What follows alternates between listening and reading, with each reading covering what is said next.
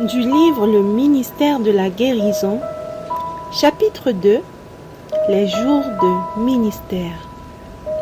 Dans un foyer de pêcheurs de Capernaum, la belle-mère de Pierre, étendue sur son lit de malade, avait une violente fièvre et on parla d'elle à Jésus. Le Seigneur toucha sa main et la fièvre la quitta. Elle se leva et servit Jésus et ses disciples. La nouvelle se répandit rapidement. Le miracle eut lieu un sabbat et par peur des rabbins, le peuple n'osa pas venir pour être guéri avant le coucher du soleil.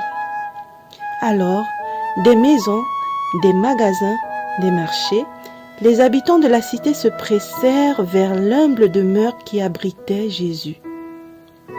On amenait les malades couchés sur leurs grabats, appuyés sur leurs béquilles ou soutenus par des amis, ils titubaient faiblement en présence du Sauveur.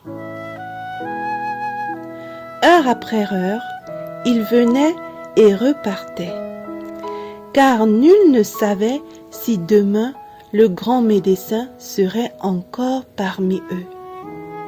Jamais encore Capernaum n'avait été témoin d'une journée comme celle-ci.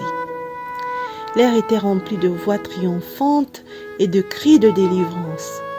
Jésus ne cessa son œuvre que lorsque le dernier malheureux eut été soulagé. La nuit était bien avancée quand la multitude s'éloigna et que le silence tomba sur la maison de Simon. Une fois terminée la longue journée mouvementée, Jésus chercha du repos.